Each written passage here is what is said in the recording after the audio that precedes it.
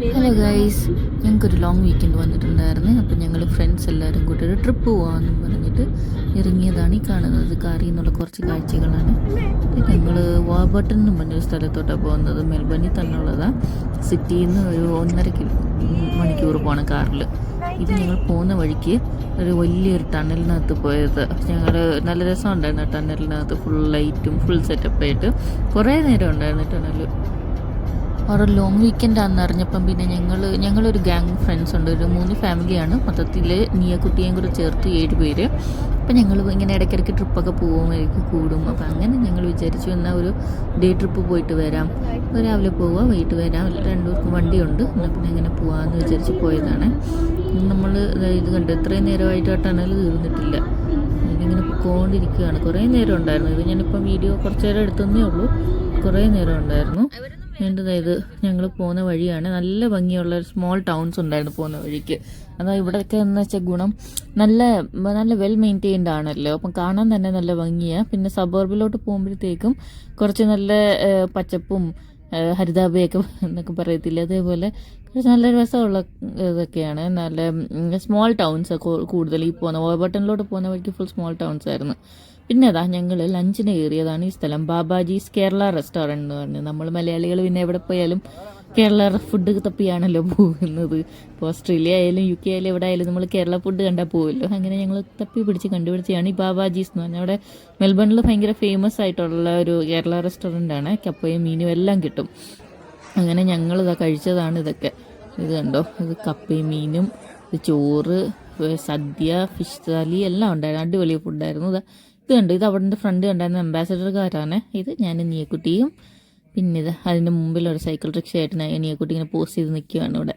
പിന്നെ ഞങ്ങൾ ഫസ്റ്റ് സ്റ്റോപ്പിലെത്തി, അതാണ് മൗണ്ട് ഡൊണാബോങ്. അവിടെ ഞങ്ങൾ ഫ്രണ്ട്സ് എല്ലാം കൂടെ പോസ്റ്റ് ചെയ്തിട്ട് ഏറ്റവും ഹൈ പോയിന്റിലെത്തിയപ്പോൾ നീയക്കുട്ടിക്ക് ഒരു ആഗ്രഹം ഡാൻസ് കളിക്കണമെന്ന്. അവൾ ഡാൻസ് കളിച്ചുകൊണ്ടിരുന്നപ്പോൾ ഞാൻ വ്യൂ ഒക്കെ ചുമ്മാ ഒന്ന് ക്യാപ്ചർ ചെയ്ത് തീർത്താണ്.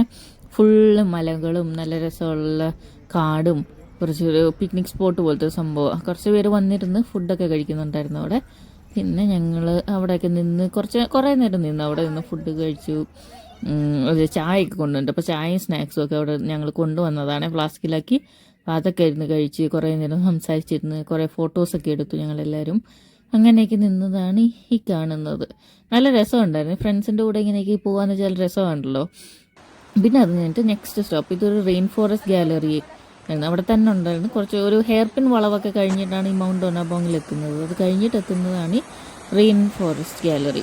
അവിടെ എന്ന് വെച്ചാൽ കുറേ ഇങ്ങനെ നടക്കാൻ ഒരു ട്രെക്ക് പോലെയാണ്. എന്നിട്ട് അവിടെ എത്തുമ്പോൾ കുഞ്ഞ് അരുവിയും ഒരു ക്രീക്കും കുറച്ച് കുഞ്ഞു വാട്ടർഫോളും കൂടെ കാണാം. പിന്നെ നെക്സ്റ്റ് ഞങ്ങൾ പോയതാണ് ഇത് കണ്ടോ, ഇത് കുറേ നീളമുള്ള റെഡ്വുഡ് ഫോറസ്റ്റ് എന്നാണ് ഇതിന് പറയുന്നത്.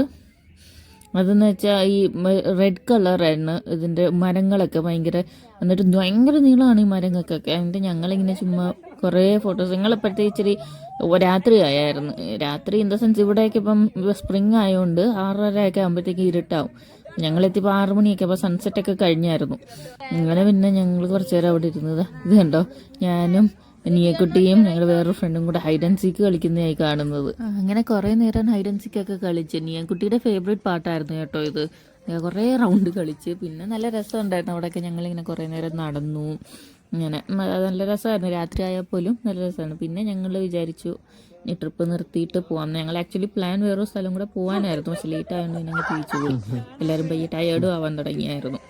ഇങ്ങനെ തിരിച്ചു പോയി. ഇതാണ് സിറ്റിയിലോട്ട് വരുന്ന വഴിയാണ് കാണുന്നത്. അപ്പോഴത്തേക്കും നല്ല രാത്രി കണ്ടില്ലേ, ഫുൾ ലൈറ്റാണ്. അപ്പോൾ സിറ്റി ആണെങ്കിൽ ഫുൾ ലൈറ്റൊക്കെ ഇട്ട് നല്ല രസമാണ് കാണാൻ. രാത്രിയിലൊക്കെ എപ്പം വേണമെങ്കിലും നമുക്ക് ഇറങ്ങി നടക്കാം. അതുകൊണ്ട് രാത്രിയിൽ സിറ്റിയിൽ ഇറങ്ങി നടക്കുക എന്ന് പറയുന്നത് നല്ലൊരു വൈബാണ്.